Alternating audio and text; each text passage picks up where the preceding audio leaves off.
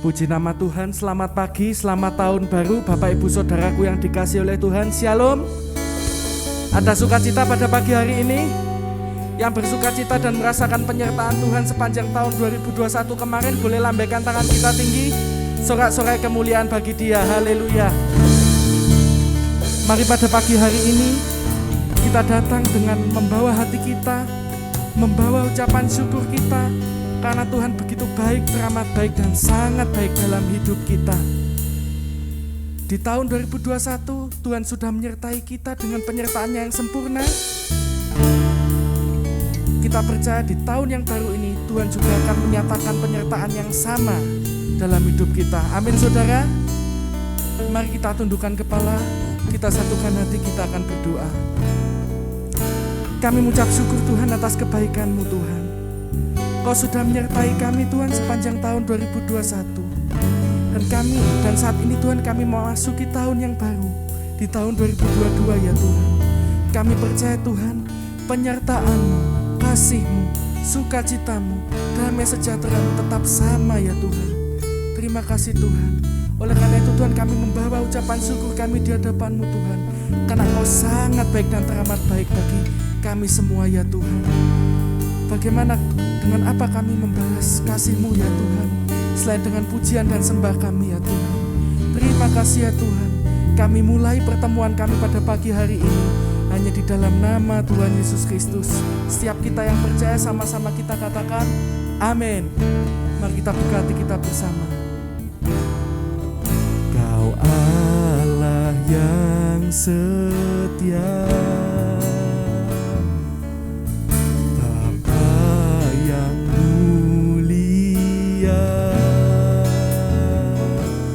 kasih-Mu besar Tuhan. Kau pulihkan hidupku. Kaulah harapanku.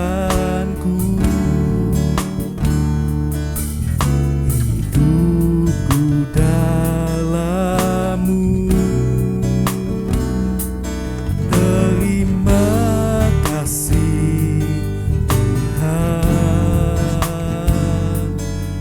Selamatkan hidupku. Sama-sama kita katakan, dengan apa akan ku balas segala kebaikan-Mu. Segenap hatiku menyembah-Mu Yesus. Bersyukur padamu. Dengan apa kan ku balas segala kebaikan-Mu. Haleluya. Segenap hatiku menyembah-Mu Yesus. Ku bersyukur padamu selamanya.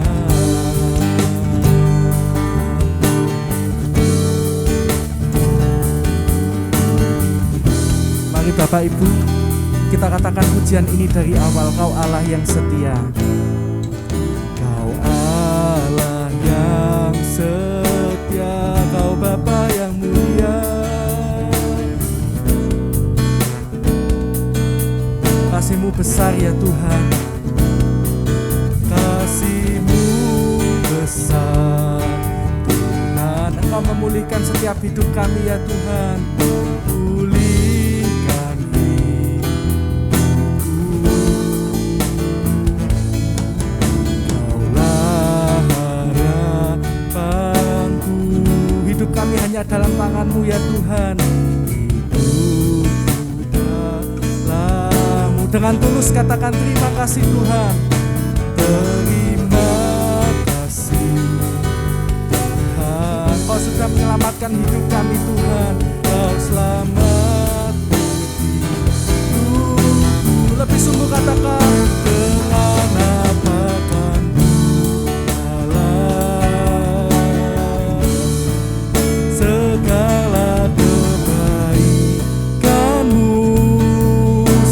segenap hatiku. Hatiku menyembahmu Yesus. Ku bersyukur padamu. Dengan apa akan ku balas? Dengan apa akan ku balas segala kebaikanmu.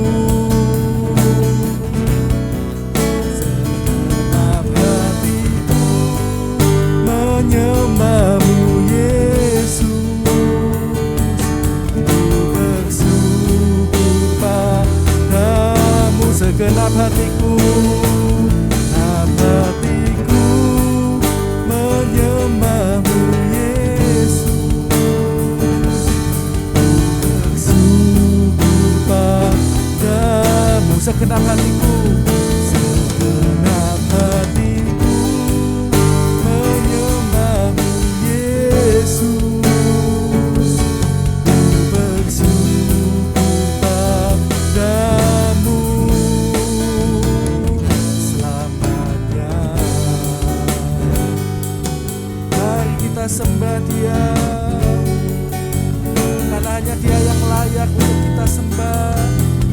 Terima kasih Tuhan, Engkau baik Tuhan. Penyertaan-Mu sempurna ya Tuhan. Terima kasih Tuhan. Terima kasih buat penyertaan-Mu Tuhan. Terima kasih buat kebaikan-Mu Tuhan. Engkau baik dan teramat baik bagi kami. Haleluya.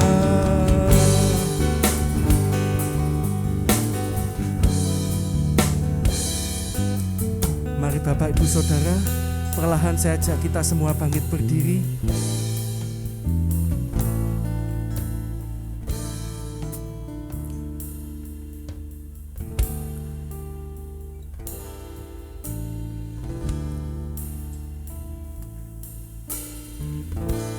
Ku naikkan syukurku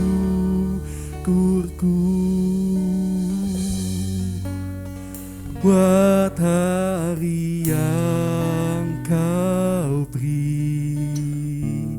Tak habis-habisnya kasih dan rahmat-Mu.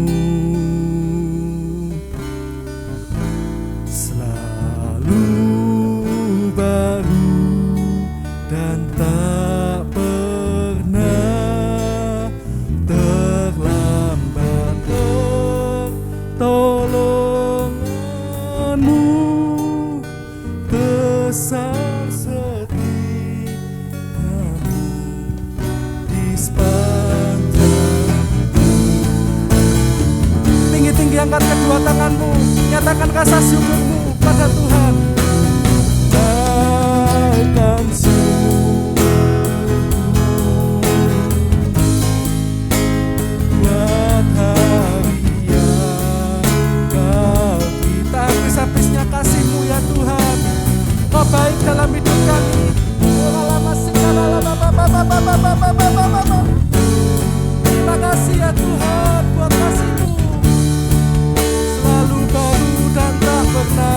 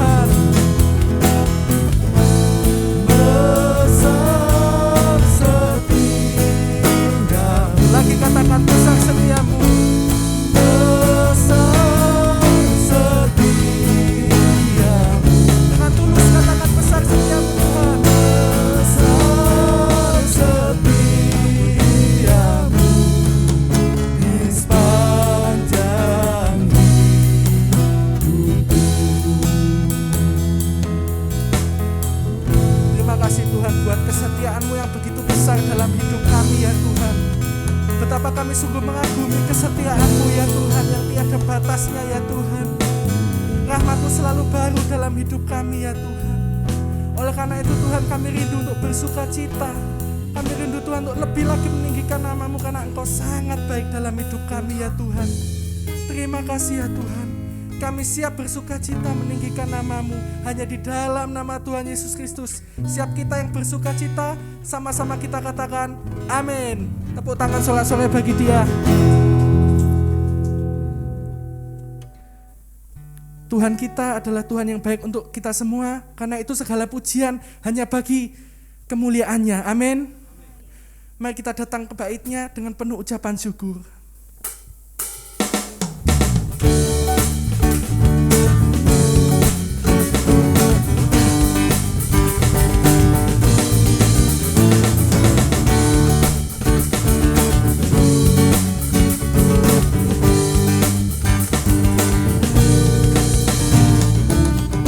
Datanglah ke bait-Nya dengan hati bersyukur, ke dalam pelataran-Nya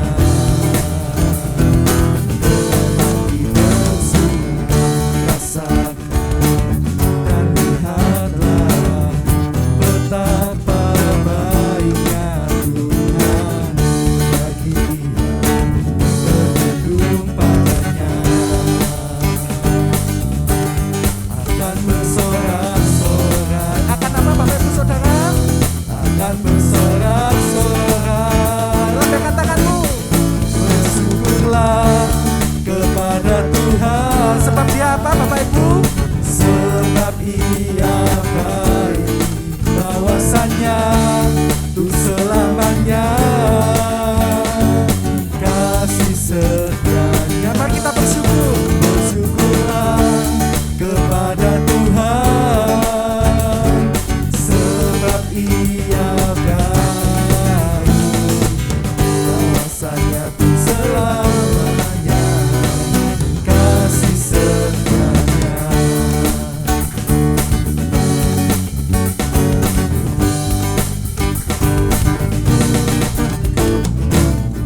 Datanglah ke bait-Nya dengan hati bersyukur, ke dalam pelataran-Nya hati bersuka, rasakan dan lihatlah betapa baiknya Tuhan bagi berlindung padanya. Akan apa Bapak Ibu? Akan bersorak-sorak, akan bersorak-sorak. Bersyukurlah kepada Tuhan, Sebab apa Bapak Ibu Saudaraku?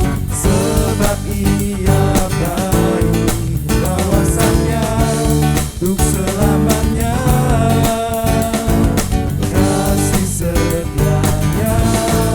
Bersyukurlah kepada Tuhan, sebab Ia baik, bawasannya untuk selamanya, kasih setianya. Bahwasanya untuk selamanya. Bawasannya untuk selamanya, kasih setianya. Bawasannya untuk selamanya, kasih setianya.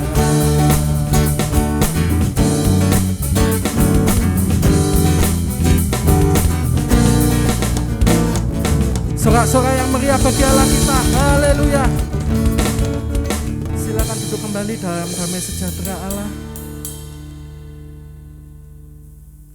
Mari kita mempersiapkan hati dan pikiran kita untuk menerima sabda kebenaran firman Tuhan. Mengenal Tuhan dalam hidup kita adalah satu anugerah yang terindah yang Tuhan beri dalam hidup kita. Amin saudara. Ketika kita mengenal Tuhan, ketika kita dapat mengenal Tuhan, maka apa yang kita doakan, apa yang menjadi harapan kita di tahun yang baru ini, asalkan itu sesuai dengan kehendak-Nya, maka Tuhan pasti jawab dan dengar setiap doa-doa kita. Amin, saudaraku. Oleh karena itu mari kita katakan, mengenal-Mu di hidupku itu adalah anugerah yang terindah dalam hidup kita.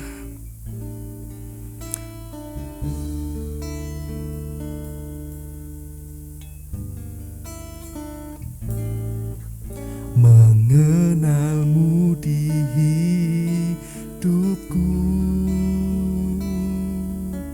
anugerah indah bagiku, dan tak akan pernah terganti.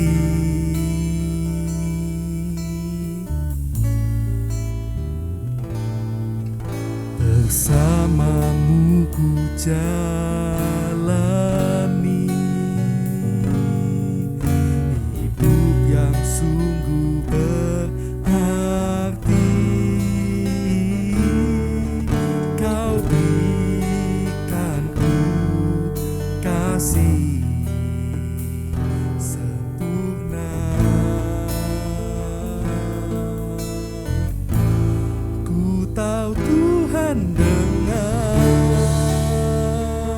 doaku, ku tahu Tuhan dengar keluhku, dan Kau berikan Roh-Mu yang selalu kuatkanku.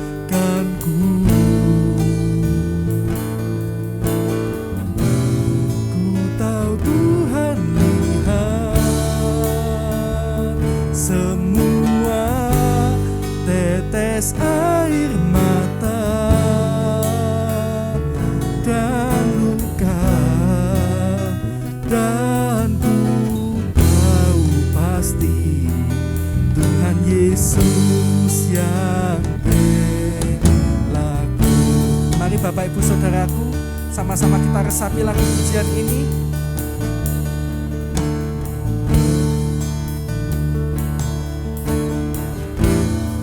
Mengenal-Mu di hidupku, mengenal-Mu di hidupku, anugerah indah yang Tuhan sediakan bagi kita semua. Amin.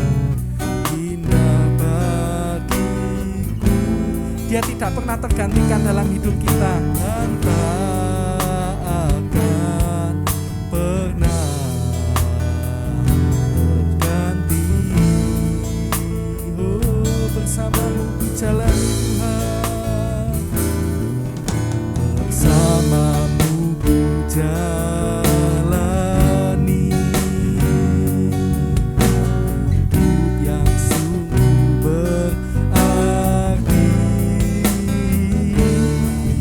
Kau berikan ku kasih sempurna. Yang percaya Tuhan menjawab doa kita, mari sama-sama kita angkat tangan kita. Tahu Tuhan dengar doaku, ku tahu Tuhan dengar keluhku, dan Kau berikan Roh-Mu yang selalu kuatkanku.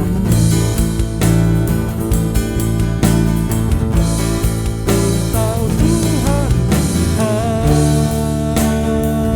semua tetes air mata dan luka, dan tahu pasti Tuhan Yesus yang berlaku. Dengan hormat saya jemput kita semua bangkit berdiri, Bapak Ibu Saudaraku. Katakan dengan mantap, kalau Tuhan pasti menjawab doa-doa kita di tahun yang baru. Tahu Tuhan dengar keluhku, dan Kau berikan Roh-Mu yang selalu kuatkanku.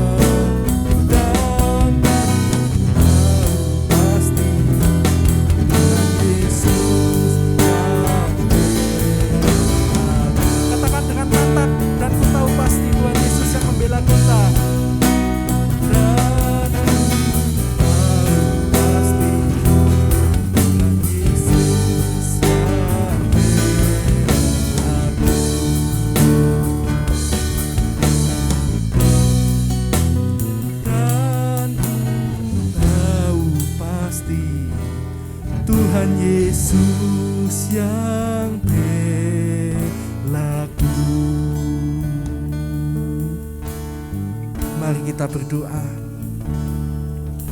Bapa di dalam surga, teduhkan gelombang jiwa kami ya Tuhan, untuk menerima kebenaran firman-Mu ya Tuhan. Kami percaya Tuhan, melalui lagu yang baru saja kami naikkan kepadamu ya Tuhan, iman kami dibangkitkan Tuhan. Iman kami percaya Tuhan bahwa Engkau pasti mendengar dan menjawab setiap doa dan pergumulan kami ya Tuhan. Asalkan itu sesuai dengan kehendak-Mu dan rancangan-Mu yang semula ya Tuhan. Terima kasih Tuhan. Ampuni segala dosa kesalahan kami ya Tuhan. Ampuni segala ketidaktepatan kami ya Tuhan. Ajar kami ya Tuhan untuk selalu hidup di dalam jalan-jalan-Mu ya Tuhan, terutama di tahun yang baru ini ya Tuhan. Terima kasih ya Tuhan. Tiba saatnya kami duduk diam untuk mendengar isi hati-Mu ya Tuhan. Tuhan, layakkan kami anak-anak-Mu untuk menerima isi hati-Mu Tuhan. Taruh perkataan-Mu di mulut hamba-Mu yang akan menyampaikan isi hati-Mu ya Bapa. Agar hanya isi hati Bapa, agar hanya perkataan Bapa saja yang terucap dari mulut hamba-Mu, dan kami anak-anak-Mu mendengar kebenaran-Mu saja. Terima kasih ya Tuhan. Kami sambut firman-Mu hanya di dalam nama Tuhan Yesus Kristus. Orang-orang yang percaya sama-sama kita katakan amin. Silakan duduk kembali Bapak Ibu Saudaraku. Waktu selanjutnya saya serahkan pada hambanya.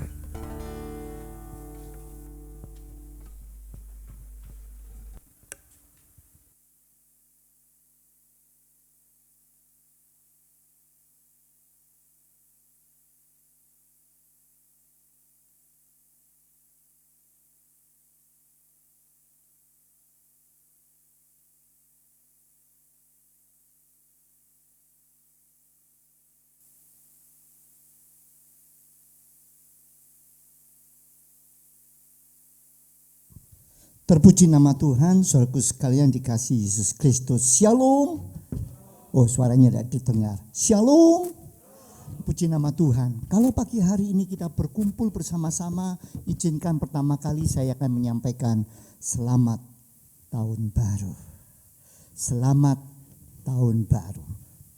Muncul pertanyaan yang dalam hati kita, mengapa tahun baru menjadi sesuatu yang sering kali diperingati? Bahkan ada ibadah khusus untuk menyatakan kita memasuki tahun yang baru.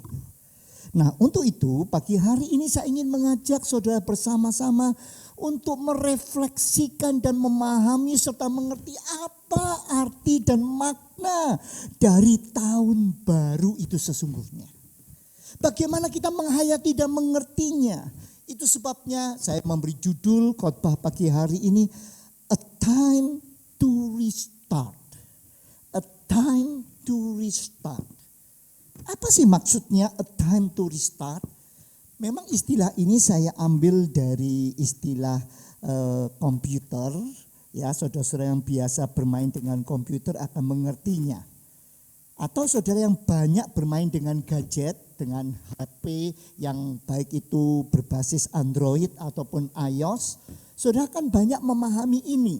Karena pada dasarnya ada perbedaan yang sangat mendasar antara kita merestart atau kita standby atau kita shut off atau mematikan komputer kita. Nah, untuk itu pagi hari ini saya ingin mengajak saudara melihat tentang a time to restart. Inilah saatnya untuk kita kembali merestart kehidupan. Kenapa demikian? Kalau kita melihat apa sih sebenarnya makna dari akhir tahun dan awal tahun. Peringatan tahun baru itu berarti ada yang lama dan ada yang baru. Ada yang lama, ada yang sesuatu yang berjalan pada waktu yang lampau dan sekarang masuki pada tahun yang baru. Nah, untuk itu marilah kita bersama-sama melihatnya dan kita mencoba menghayati bagian ini dengan sungguh-sungguh. Baik, kemungkinan karena tempatnya tidak kuat, saya hanya memakai satu saja. Oke.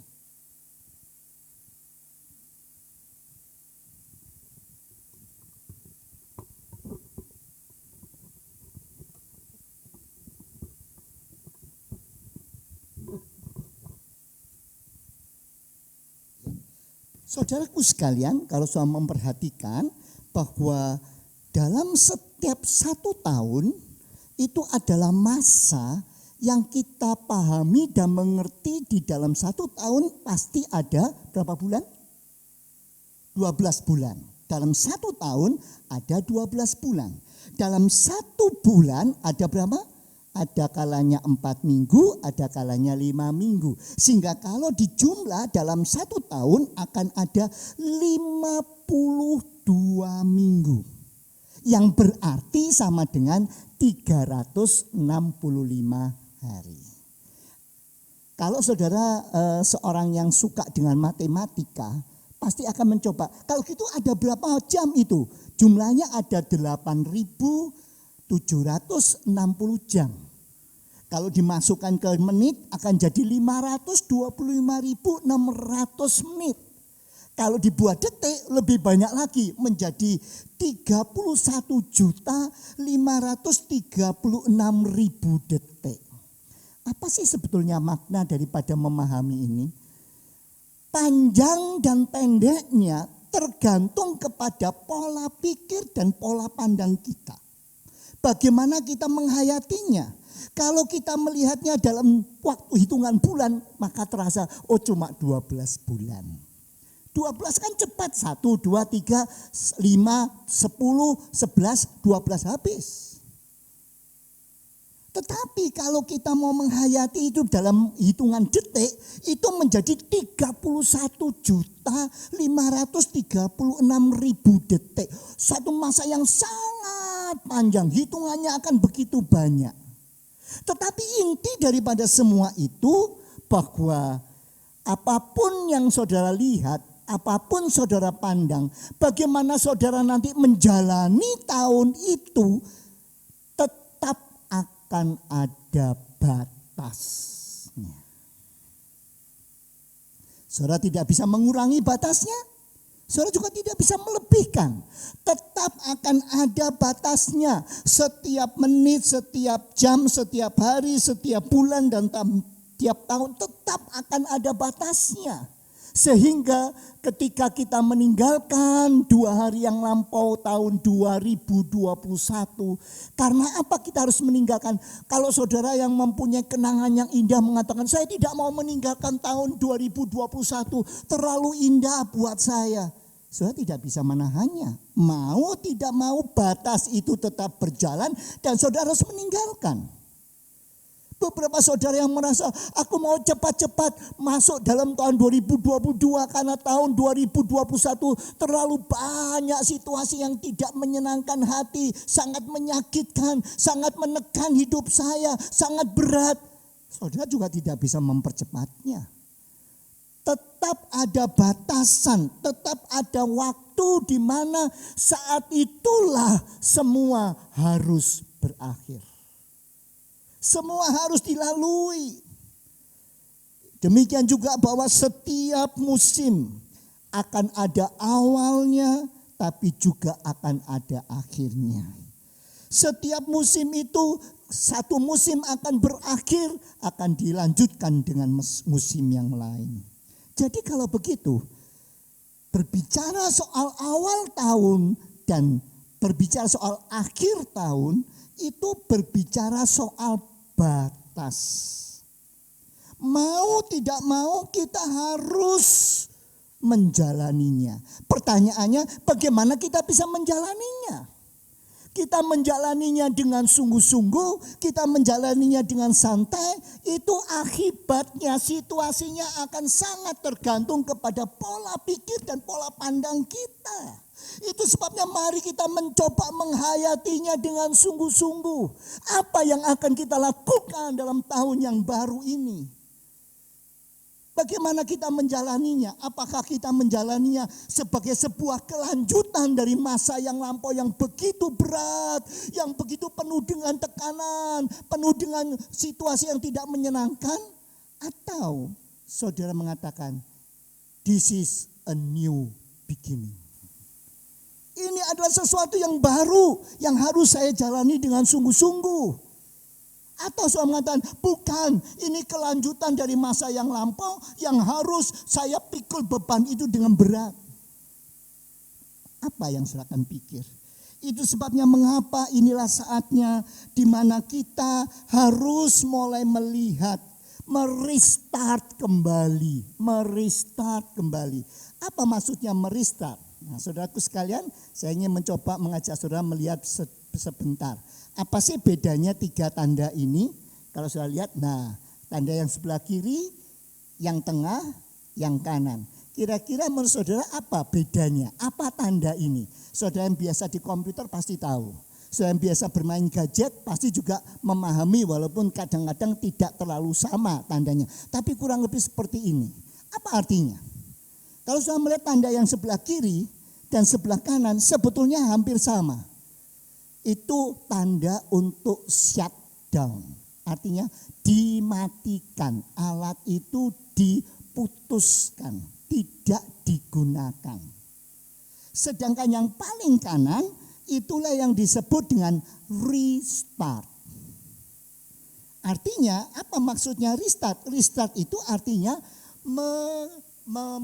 mematikan untuk menjalankan kembali. Jadi mematikan tapi untuk menjalankan kembali. Menghentikan, lebih tepat menghentikan untuk menjalankan kembali. Sedangkan yang di sebelah sini, yang sebelah kiri, ini adalah standby. Artinya aliran listriknya diputuskan, tetapi sistemnya tetap jalan. Sehingga begitu ditekan langsung sudah keluar lagi pada program aplikasi yang terakhir yang kita gunakan. Kalau yang di sini, ini memang shutdown, artinya bukan hanya aplikasinya yang diberhentikan aliran listriknya, tetapi aplikasinya, sistemnya juga dimatikan. Sehingga kalau kita mau memulai lagi, harus diawali dari depan lagi. Nah, kira-kira menurut saudara, kalau restart itu artinya apa? Sementara dihentikan untuk diulangi lagi, baru lagi, tetapi ini merupakan sesuatu yang baru. Tidak ada kaitannya dengan yang lampau. Itu sebabnya mengapa pada bagian pagi hari ini kita mencoba merenungkan dengan sungguh-sungguh apa yang harusnya kita lakukan di dalam kondisi dan keadaan kita saat ini. Di dalam kondisi dan keadaan kita menyambut tahun yang baru. Menurut saudara, ini merupakan sebuah restart atau merupakan shutdown atau yang seperti apakah yang kita sedang mau kerjakan? Bapak, Ibu dan Saudara sekalian yang dikasihi Yesus Kristus. Ketika kita berusaha mengakhiri masa dalam tahun 2021 dan memasuki tahun 2022, kita sadar bahwa hidup itu mau tidak mau, senang tidak senang, suka tidak suka, tidak bisa dipotong. Kalau di shutdown, maka berarti hidup itu berakhir, habis. Padahal kenyataannya tidak bisa. Kalau di standby itu berarti ada jeda waktu di mana kita tidak melakukan apa-apa, kosong. Itu pun tidak mungkin. Yang bisa kita kerjakan adalah restart. Ada situasi dan kondisi, bahkan kadang-kadang mungkin komputernya hang. Aplikasinya loh ditekan-tekan kok gak mau jalan. Loh kenapa? Maka perlu di restart. Kalau itu di shutdown, maka saudara akan memulai lagi dari baru. Sedangkan kalau di restart, itu memang dihentikan sementara untuk diulangi dan dilanjutkan dengan apa yang sudah dikerjakan. Nah, marilah dalam tahun yang baru ini kita melihat dan memahami untuk kembali menghentikan sementara apa yang sudah lewat dan memulai dengan sesuatu yang baru sehingga dalam hidup kita betul-betul kita mempunyai sebuah refresh, sebuah kemampuan, sebuah jalan di mana kita bisa berjalan dengan baik. Sehingga arah hidup kita, karakter kita, kebiasaan kita, pola hidup kita, hubungan pribadi kita dengan Tuhan, rancangan pekerjaan, usaha, pendidikan, hubungan sosial kita, semuanya bisa di-refresh. Kita tidak bisa meninggalkan apa yang pernah kita jalani, tetapi kita bisa menjalani yang ini dengan satu kondisi, satu situasi, pandangan dan hati yang baru. Ini yang penting, karena ingat, hakikat daripada akhir tahun memasuki awal tahun, bahwa segala sesuatu itu ada batasnya. Bagaimana melihat dan mengertinya? Mari kita membuka Alkitab kita lebih dulu di dalam surat 2 Petrus pasal yang ketiga, 2 Petrus pasal yang ketiga, ayat yang ke-10 sampai dengan ayat yang ke-14. 2 Petrus pasal yang ketiga, ayat yang ke-10 sampai dengan ayat yang ke-14.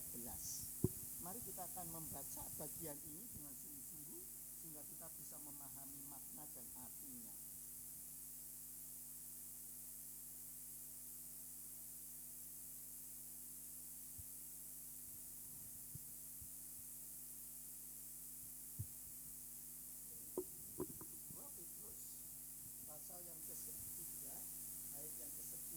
Sampai dengan ayat yang ke-14. Mari kita akan baca bersama-sama. Saudara bisa mengikuti yang ada di layar LCD. Sementara masih dipersiapkan, mari kita akan baca bersama-sama melalui gadget saudara ataupun melalui Alkitab saudara, ya. Baik, sudah bisa? Oke, baik. Ayat yang ke-10. Saya akan bacakan ayat yang genap. Nanti ayat yang ganjil saudara bersama-sama membacanya, ya. Ayat yang ke-10 saya bacakan bagi saudara. Tetapi hari Tuhan akan tiba seperti pencuri. Sekali lagi, hari Tuhan akan tiba seperti pencuri. Pada hari itu langit akan lenyap dengan gemuruh yang dahsyat dan unsur-unsur dunia akan hangus dalam nyala api, dan bumi dan segala yang ada di atasnya akan hilang lenyap. Berarti ada batasan. Semuanya akan hilang lenyap. Ayat yang 11 silakan. 2, 3.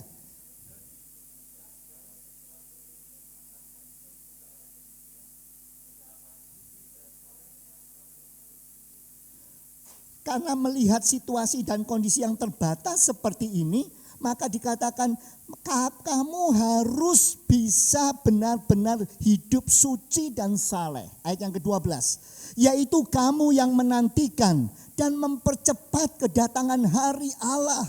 Pada hari itu langit akan binasa dalam api dan unsur-unsur dunia akan hancur karena nyalanya. Ayat yang ke-13.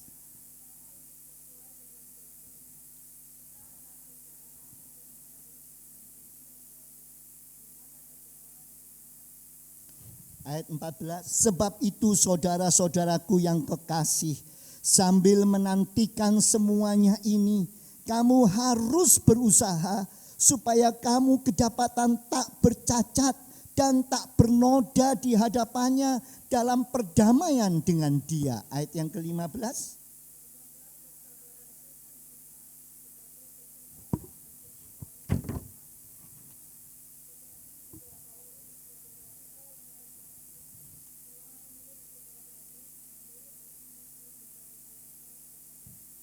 Nah, saudaraku sekalian, kalau saya membaca bagian ini, sudah jelas sekali melihat hal-hal yang sangat indah. Nah, untuk sebabnya ayat yang yang sudah kita baca menunjukkan kepada kita bagaimana kita harus hidup. Saudara, bahwa hidup itu ada batasnya. Karena hidup itu ada batasnya, maka kita harus berusaha dengan sungguh-sungguh mematuhi batas-batas tersebut.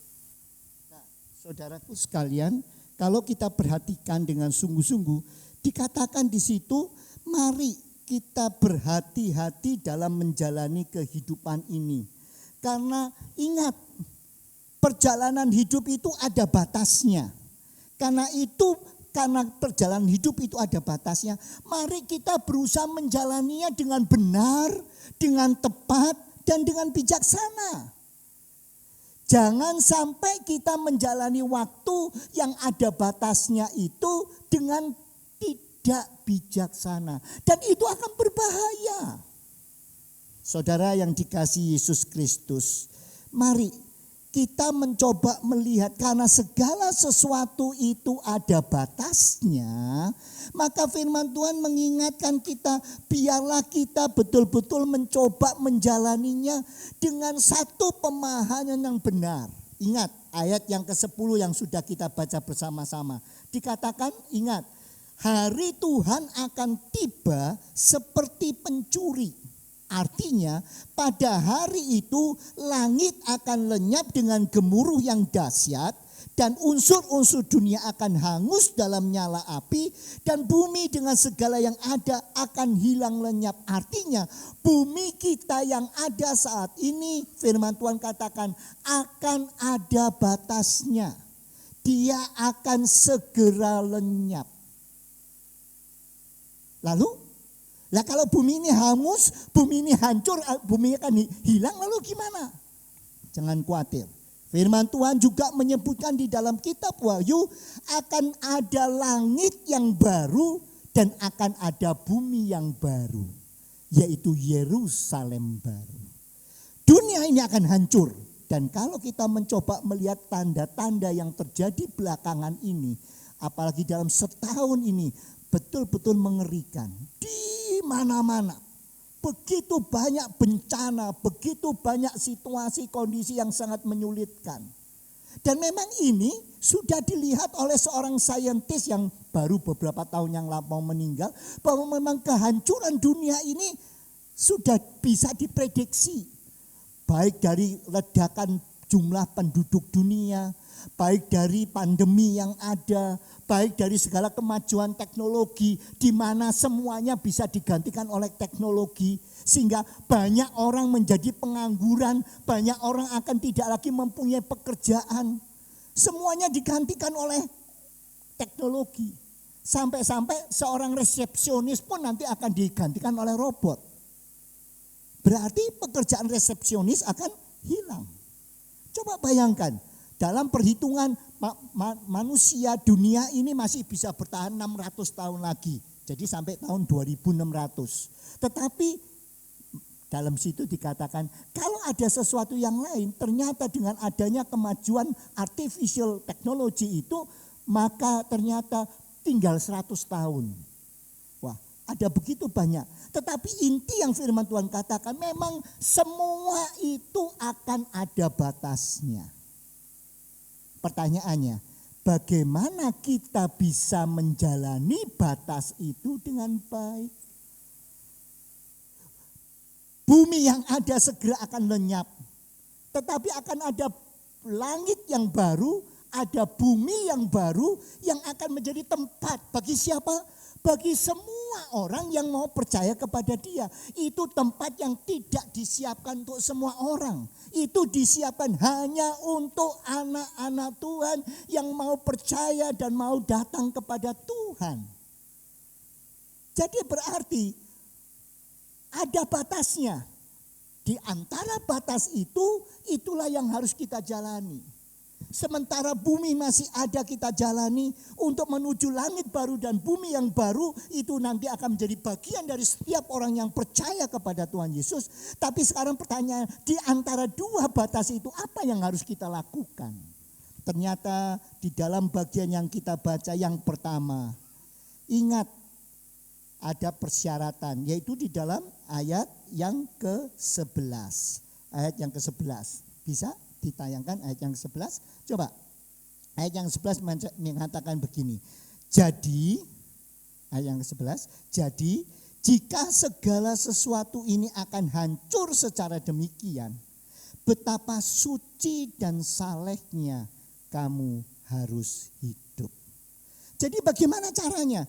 Apa yang harus kita lakukan di antara saat ini ketika batasan antara bumi langit dan bumi kita saat ini akan hilang dan menuju kepada yang di sana, dikatakan kita harus merestart hidup kita dengan semua usaha supaya semakin hidup kita menjadi suci sesuai dengan apa yang Tuhan kehendaki. Itu bagian yang pertama. Itu yang sangat penting. Jadi sementara batasannya antara langit dan bumi yang sekarang ini ada akan lenyap dengan apa yang akan datang. Sementara mencapai yang akan datang, yang akan menjadi bagian dan warisan bagi kita, hiduplah sesuai dengan kehendak Tuhan. Syarat yang pertama, untuk bisa mencapai langit yang baru dan bumi yang baru, hiduplah sesuai dengan apa yang Tuhan kehendaki. Dengan kata lain, sadarilah bahwa bukan hanya tahun lalu yang sudah berakhir, tetapi langit dan bumi saat ini juga akan diakhiri. Tetapi kalau kita hidup dengan usaha, semakin hari semakin menyenangkan hati Tuhan. Semakin hari semakin mau menjadi orang yang lebih baik, lebih suci, lebih menyenangkan hati Tuhan. Ingat, ketika kita menjadi anak Tuhan, memang kita tidak langsung dirubah menjadi orang yang suci, orang yang hebat. Enggak. Semua itu adalah proses. Ketika kita percaya kepada Tuhan, kita diangkat menjadi anak Tuhan. Dan kita diproses untuk menjadi seperti Yesus. Pertanyaannya, sudahkah saat ini kita mempunyai upaya dan usaha sungguh-sungguh membuktikan bahwa kita adalah anak Tuhan? Sebagai anak Tuhan berarti hidup kita harus disesuaikan dengan kebenaran firman Tuhan.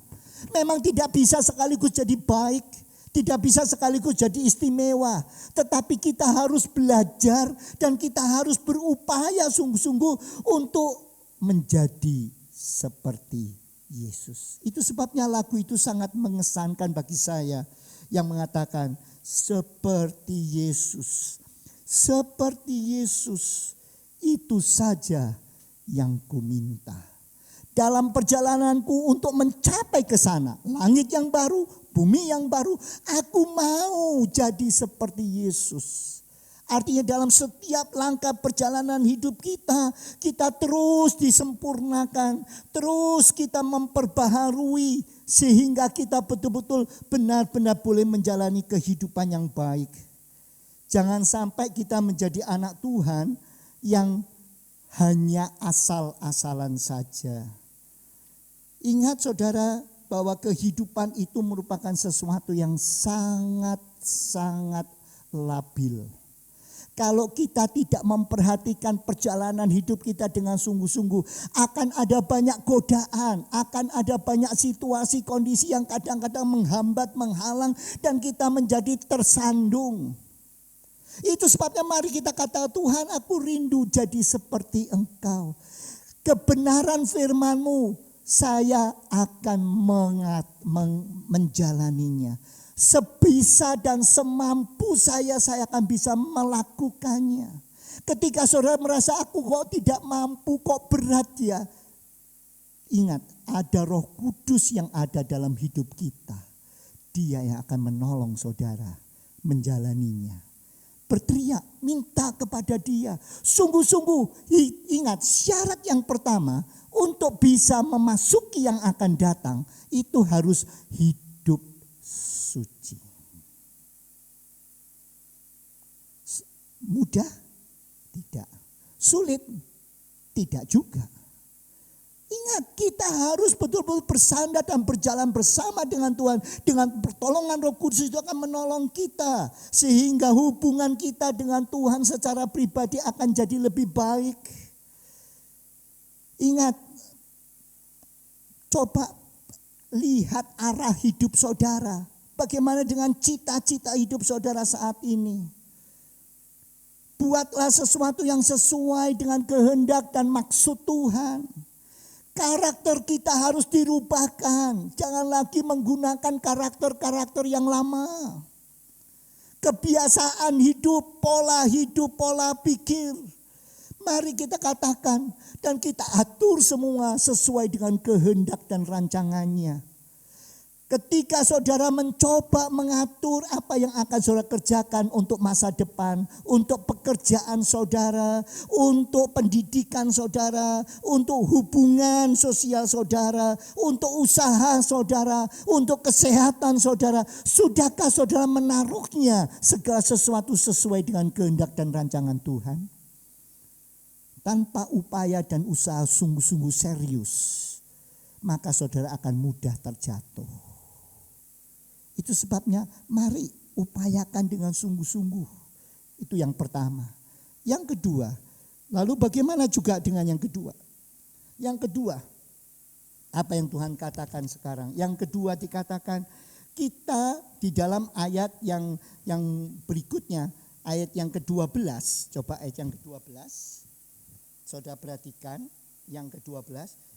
Jika kamu yang menantikan dan mempercepat kedatangan hari Allah, pada hari itu langit akan binasa dalam api dan unsur-unsur dunia akan hancur karena nyalanya. Jadi yang kedua apa yang Tuhan kehendaki?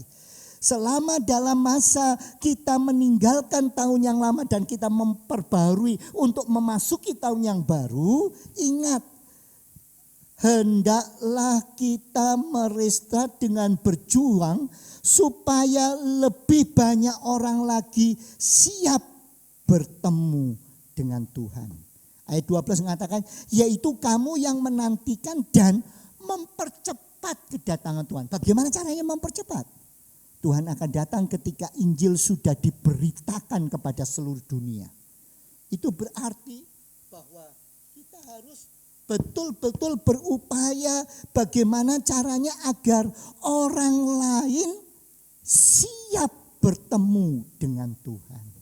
Artinya bukan hanya kita hidup suci untuk diri kita sendiri, tetapi apa yang kita lakukan, apa yang kita perbuat itu akan menolong orang lain melihat ada Kristus di dalam hidup saudara sehingga mereka bisa dibawa datang kepada Tuhan. Saudaraku sekalian, sudahkah itu menjadi upaya di dalam hidup kita? Jadi kepentingannya bukan hanya kita ini mempersiapkan diri, hidup suci dan baik seperti Yesus. Tetapi dengan apa yang kita lakukan, perubahan-perubahan yang ada dalam hidup kita akan membawa orang lain melihat ada Yesus di dalam hidup kita. Sehingga mereka siap datang kepada Dia. Saudaraku sekalian, banyak orang mengatakan itu kan tugasnya hamba Tuhan. Itu kan tugasnya para misionari. Itu kan tugasnya para penatua. Itu kan tugasnya para orang-orang yang memang punya tugas di dalam jemaat, ketua majelis dan sebagainya. Firman Tuhan mengatakan itu bukan tugas beberapa orang saja. Itu tugas kita semua. Sudahkah melalui kehidupan kita orang melihat ada Kristus, sehingga itu akan mempercepat orang-orang datang kepada Tuhan. Itu sebabnya jangan hidup santai-santai tanpa mau membuat resolusi, tanpa mau mengambil keputusan apa yang akan kita kerjakan dalam tahun ini. Mari kita berketetapan hati untuk mencapai sesuatu dengan sungguh-sungguh. Ingat, kalau dengan bahasa yang lain, dengan bahasa yang mudah dipahami, jangan sampai kita yang adalah garam dan terang dunia, garamnya jadi hambar dan terangnya jadi tertutup. Udahnya, apakah orang yang bertetangga dengan saudara bisa melihat ada gurihnya garam dalam kehidupan saudara? Adakah orang yang bertemu dengan saudara, klien saudara, murid saudara, teman saudara, orang-orang sekitar saudara yang ada dalam satu persekutuan dengan saudara melihat ada terang itu yang memberikan kecerahan dalam hidup mereka. Dan mereka mengatakan luar biasa, aku rindu seperti dia. Jangan sampai garam itu hambar. Dan jangan sampai terang itu tertutup gantang.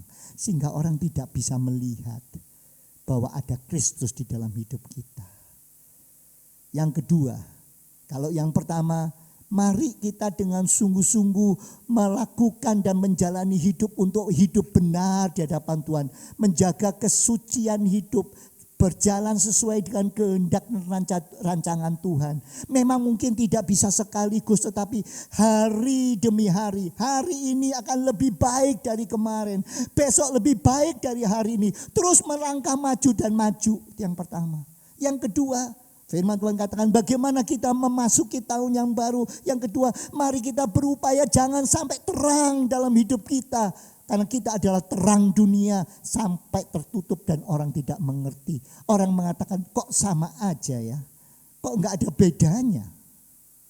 Garam, karena kita adalah garam dunia. Jangan sampai orang yang berhubungan dengan kita merasa kok enggak ada rasanya. Kok tidak ada kesannya. Dan yang terakhir, yang ketiga. Kalau saudara perhatikan di dalam Galatia pasal 3 ayat yang ketiga. Dengan jelas firman Tuhan mengatakan kamu telah memulai sesuatu dengan roh.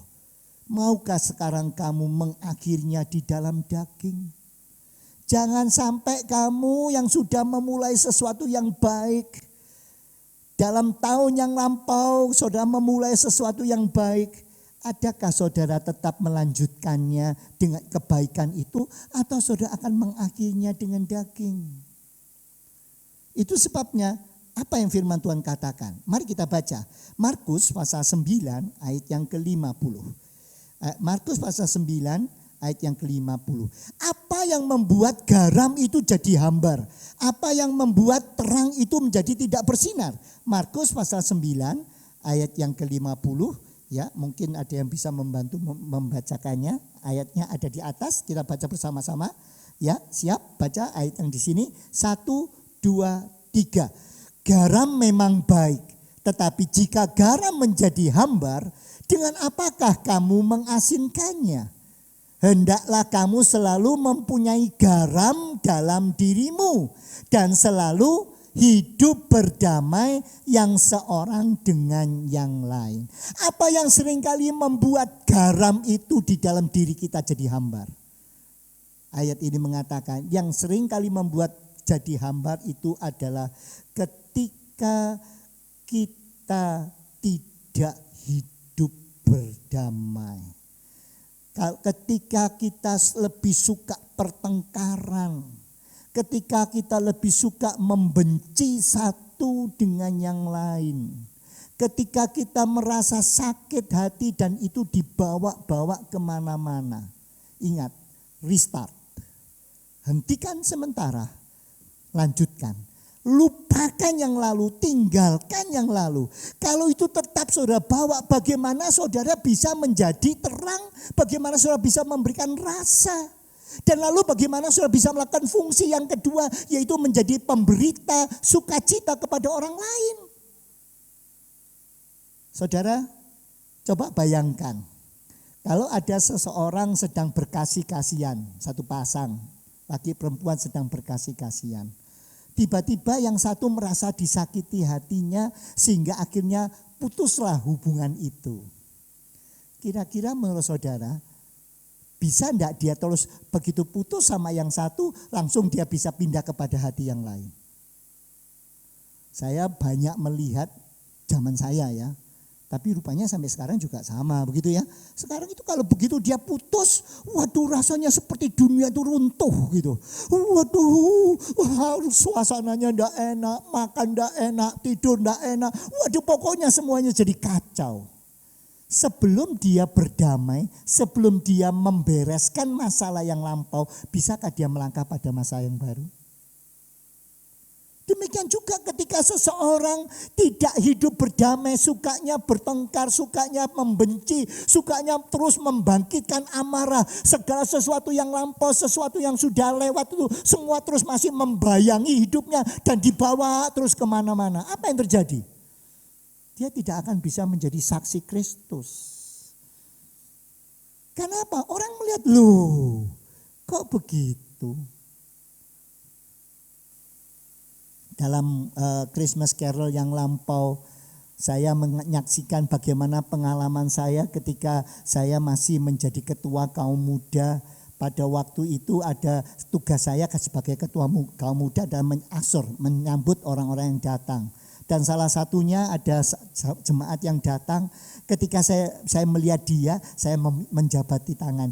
Oh, selamat sore, silakan hadir, selamat datang. Tahu saudara apa yang terjadi?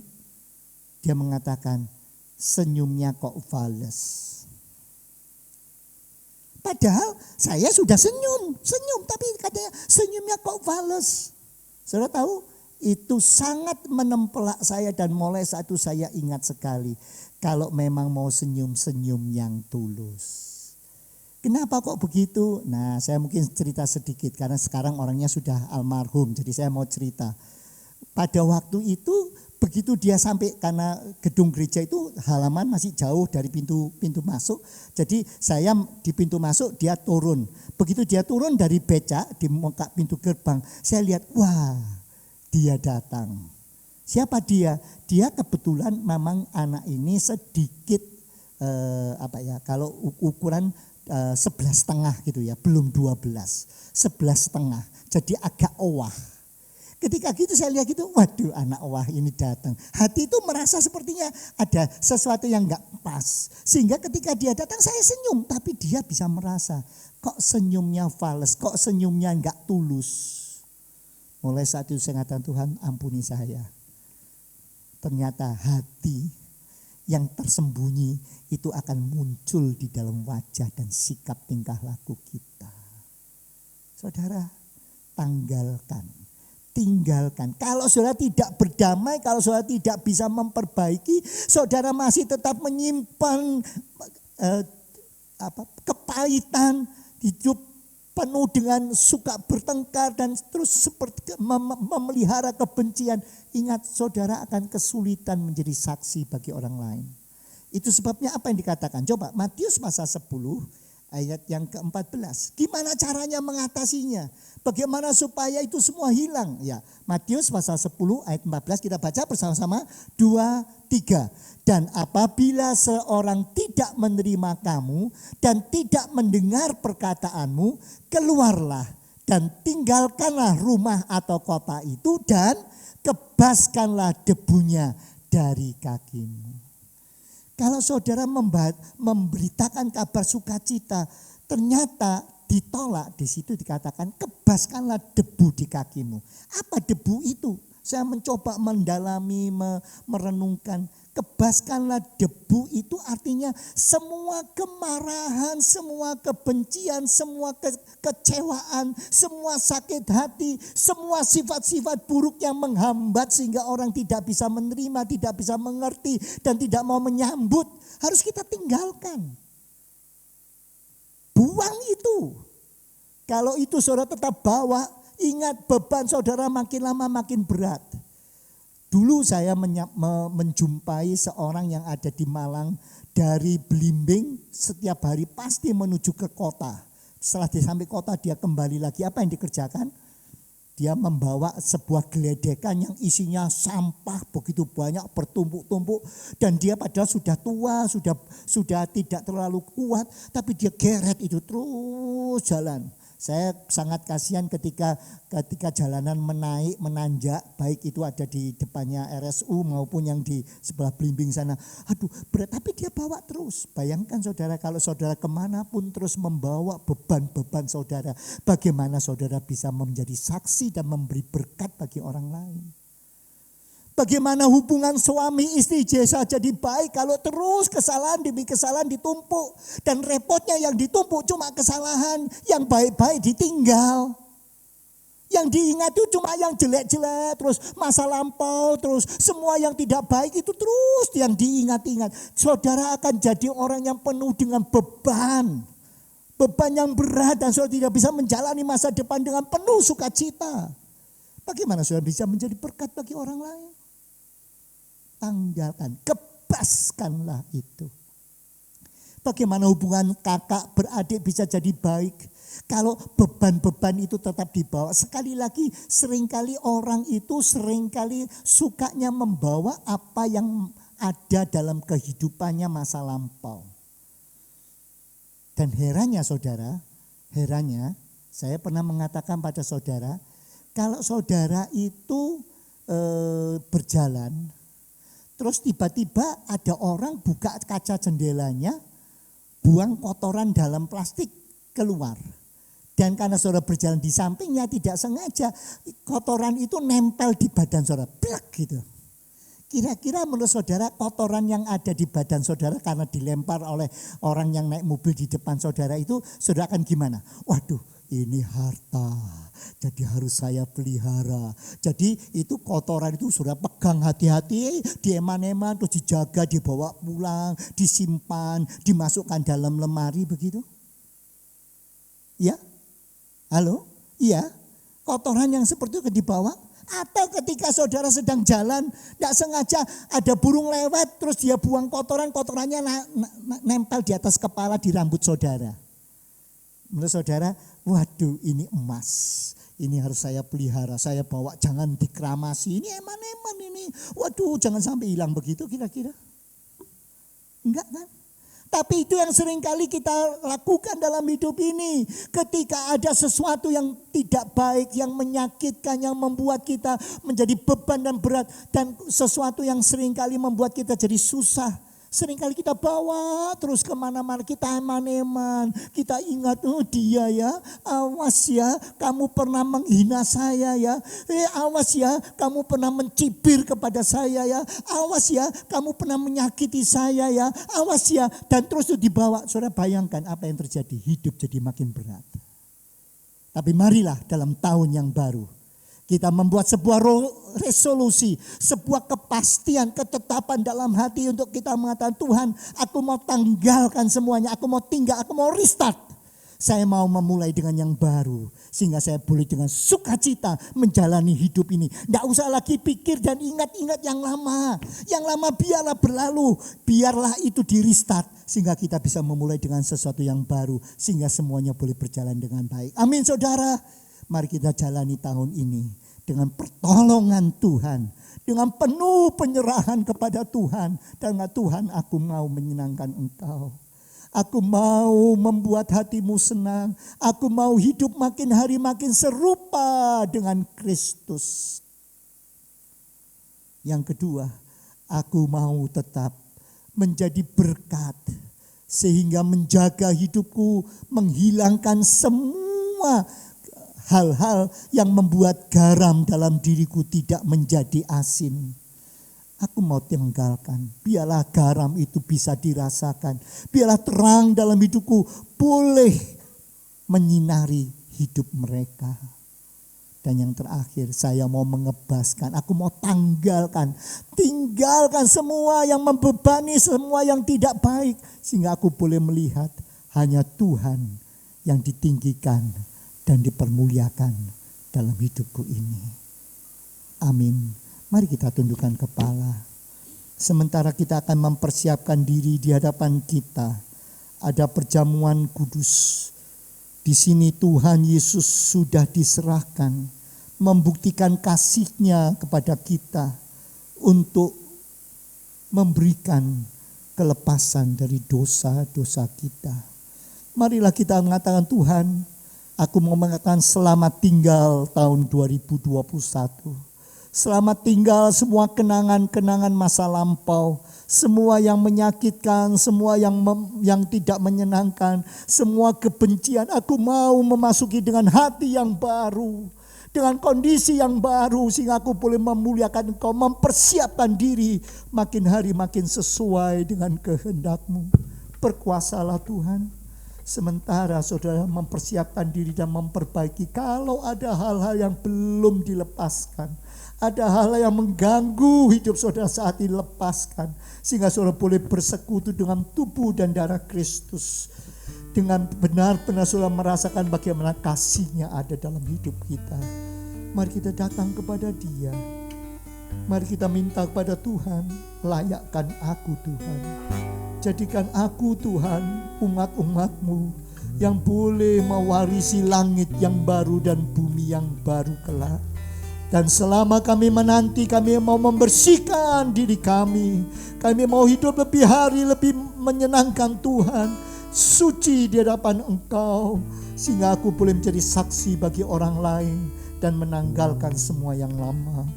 Sementara kita merenungkan, saudara akan mendapatkan pelayanan perjamuan kudus.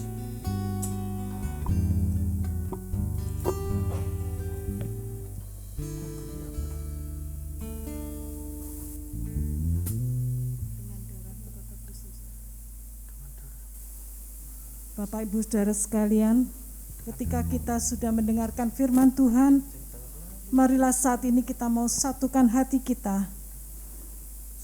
Kita mau memulai hidup yang baru di tahun yang baru ini dengan sebuah ketetapan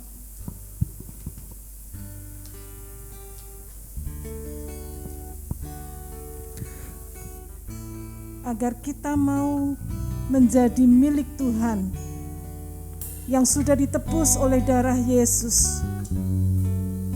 Dengan darah-Mu Kau tebus dosaku. Biarlah kita restart hidup kita, karena saat ini kita menghadapi perjamuan kudus di mana tubuh dan darah Yesus akan bersatu dengan tubuh dan darah kita. Kita nyanyikan lagu ini. Dengan darah-Mu Kau tebus dosaku. Dengan darah-Mu Kau tebus dosaku. Dengan nyawa-Mu Kau tukar hidupku. Nyawamu Kau tukar hidupku. Kini aku sepenuhnya milik-Mu. Akulah anak-Mu. Dengan darah-Mu.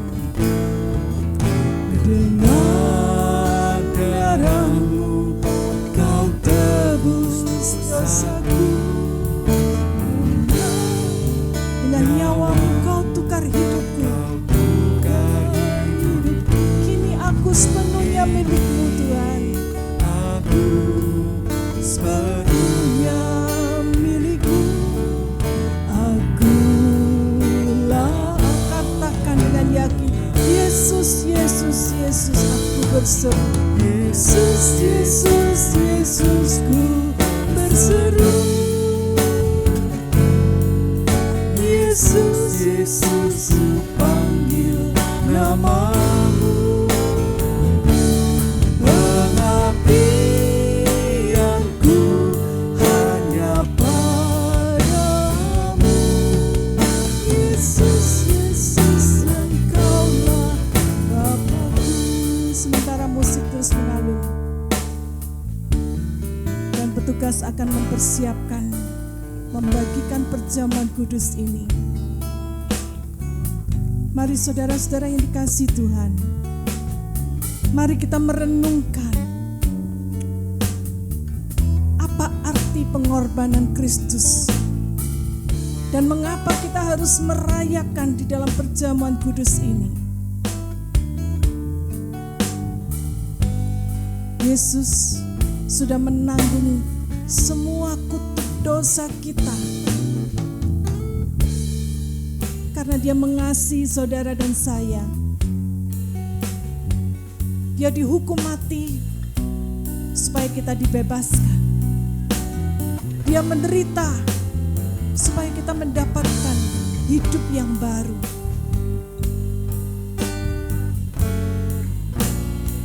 Itu sebabnya saat ini mari kita merayakan perjamuan kudus ini dan menerimanya sebagai meterai kasih Kristus kepada kita. Dan kita diingatkan kembali supaya kita memulai satu kehidupan yang baru di tahun yang baru ini. Bukan hanya sekedar sebuah moto kehidupan, semboyan, tetapi ini menjadi satu tugas yang harus kita laksanakan dalam kehidupan sehari-hari kita.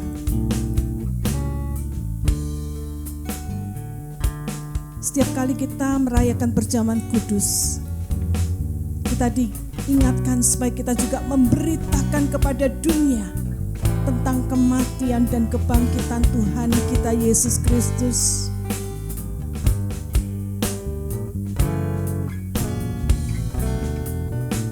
Kita mau arahkan hati kita supaya kita dipelihara oleh roti surgawi, yaitu Yesus Kristus. Ketika kita makan roti dan minum anggur perjamuan ini, kita diingatkan kembali, inilah kasih Kristus yang dimeteraikan dalam hidup kita.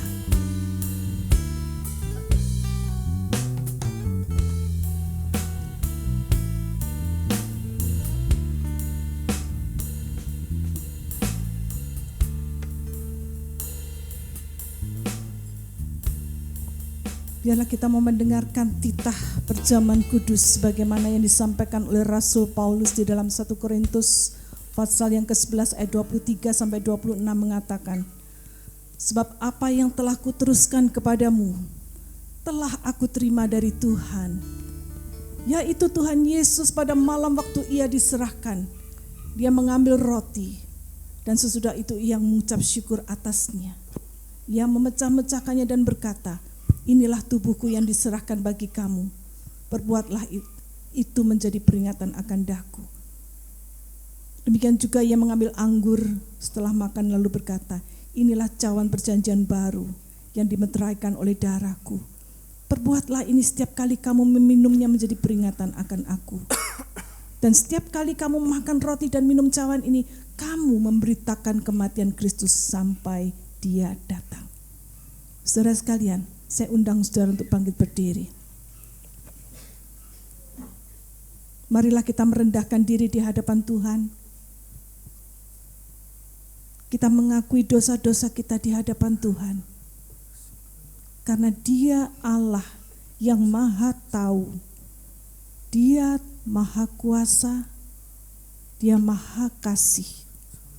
Ketika kita mau mengaku di hadapan hadirat-Nya sebagai orang-orang berdosa yang tidak layak menerima anugerah Tuhan, maka Dia akan mengampuni dosa saudara dan saya.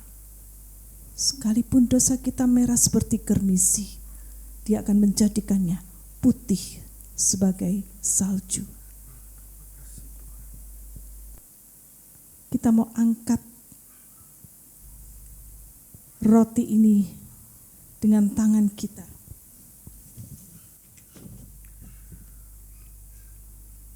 Roti yang kami bawa saat ini dan kita pecah-pecahkan ini menunjukkan kepada kita akan tubuh Tuhan kita Yesus Kristus yang telah dihancurkan oleh dosa-dosa kita. Ambillah, makanlah, dan ingatlah bahwa roti ini adalah lambang dari tubuh Kristus yang sudah dihancurkan untuk pengampunan dosa-dosa kita. Makanlah di dalam nama Tuhan Yesus Kristus. Silakan.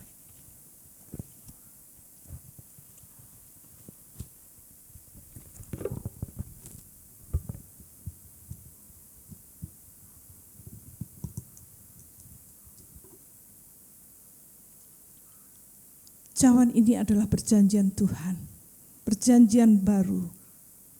Dan ini menunjukkan kepada kita akan darah Tuhan kita Yesus Kristus yang telah ditumpahkan untuk dosa-dosa kita. Ambillah, minumlah. Ingat dan percayalah bahwa darah Tuhan kita Yesus Kristus telah ditumpahkan untuk pengampunan dosa-dosa kita. Dalam nama Yesus kita minum.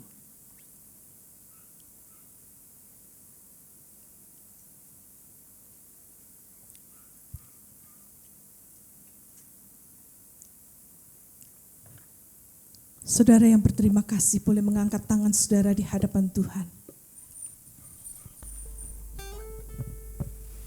Katakan kepada Tuhan, Engkau Allahku Tuhan, Engkau sungguh baik, Engkau mengasihi kami, sehingga Engkau rela tubuh dan darah-Mu tercurah hanya untuk dosa-dosa kami. Terima kasih Tuhan. Terima kasih Yesusku. Di dalam nama Tuhan Yesus, biarlah tubuh dan darah-Mu yang sudah bersatu dengan tubuh dan darah kami ini mengingatkan kami supaya kami boleh bertobat dari dosa-dosa kami dan memulai kehidupan yang baru ini bersama dengan Tuhan. Kami telah disucikan oleh tubuh dan darah Kristus, dan kami akan hidup seperti yang Tuhan kehendaki. Bantulah roh kami dengan roh-Mu yang kudus. Di dalam nama Tuhan Yesus Kristus. Dan setiap saudara yang mengaminkan katakan dengan suara keras, amin. Silakan duduk saudara. Selanjutnya saya kembalikan kepada WL.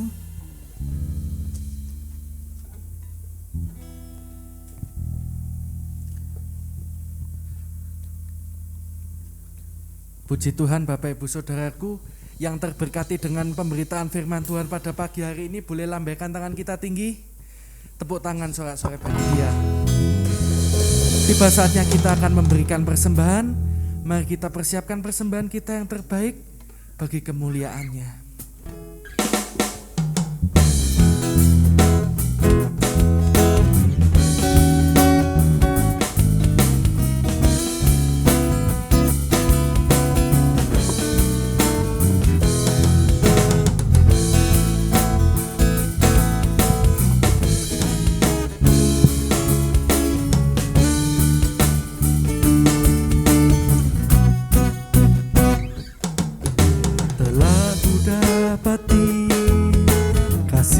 Sejati yang mampu mengubahkan hatiku. Kasih yang Kau beri jauh melebihi segalanya. Ku berikan semua yang berharga, semua yang mulia, semua yang terbaik dari hidupku hanyalah bagi-Mu, hanyalah untuk-Mu, hanyalah bagi kemuliaan-Mu. Bagi Bapak Ibu Saudara yang sudah memberikan persembahan, saya undang kita semua bangkit berdiri. Katakan dari awal, telah kudapati kasih yang sejati yang mampu mengubahkan hati. Kasih yang Kau beri ya Tuhan, kasih yang Kau beri jauh melebihi akal pikiran kami Tuhan, segalanya di dalam hidup. Semua katakan ku berikan semua yang berharga, kami berikan semua yang mulia di hadapan-Mu ya Tuhan. Terima kasih Tuhan.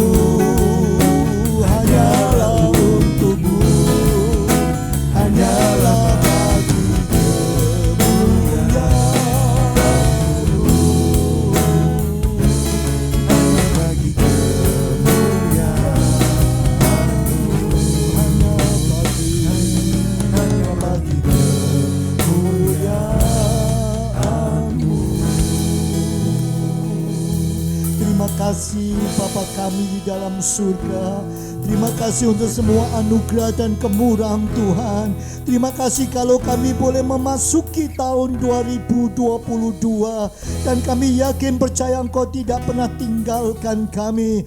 Kami akan memulainya dengan penuh anugerah, kemurahan, dan berkat Tuhan dalam hidup kami. Dan kami mau Tuhan terus berevolusi Tuhan untuk terus kami mau menyenangkan hati Tuhan. Kami mau berjalan sesuai dengan kehendak-Mu. Itu sebabnya saat ini kami datang membawa diri kami kembali. Kami menyerahkan sepenuh dalam tangan-Mu. Dan Tuhan, kami mewakilkan diri kami saat ini dalam persembahan. Terimalah persembahan kami dengan Tuhan yang kami naikkan dengan penuh ucapan syukur. Karena kami tahu diri kami adalah milik Tuhan dan kami memberikannya kepadamu. Terima kasih Bapa, terima kasih. Kami yakin, kami percaya Tuhan tidak pernah tinggalkan kami. Dan ini akan dipakai untuk hormat kemuliaan nama-Mu. Terima kasih Bapa, terima kasih. Kami juga Tuhan berdoa untuk kegiatan-kegiatan kami pada tahun ini Tuhan. Biarlah semua boleh berjalan sesuai dengan kehendak dan rancangan-Mu. Terima kasih Bapa, terima kasih. Saat ini kami juga berdoa untuk beberapa saudara kami yang saat ini memerlukan dukungan doa. Kami teringat untuk Ibu Susi, Tuhan tolong berikan kekuatan dan iman tetap bersandar kepada Tuhan dan tetap boleh berharap kepada Tuhan. Kami juga mendoakan untuk Koping, Tuhan berikan kemampuan, berikan semangat hidupnya kembali sehingga dia boleh tetap lebih dekat kepada Tuhan, menyenangkan Tuhan dan memuliakan Engkau. Kami juga berdoa untuk Ibu Evi, Tuhan setelah operasi kita Tuhan tolong, dan kami yakin Tuhan akan menyembuhkan segala sesuatunya sehingga semuanya boleh berjalan dengan baik sesuai dengan kehendak dan rancangan-Mu. Terima kasih Bapa, terima kasih. Dan sebentar kami akan pulang ke rumah kami masing-masing. Biarlah Tuhan berkati kami dan kami boleh pulang dengan berkat dan penyertaan Tuhan. Saudaraku sekalian, arahkanlah hatimu dan tanganmu kepadanya dan pulanglah, terimalah berkat Tuhan. Kasih karunia daripada Allah Bapa, kecintaan daripada Tuhan Yesus, dan penyertaan Roh Kudus menyertai hidupmu. Pulanglah sekarang dan terimalah berkat Allah di dalam nama Tuhan Yesus Kristus. Dan semua yang diberkati Tuhan katakan amin.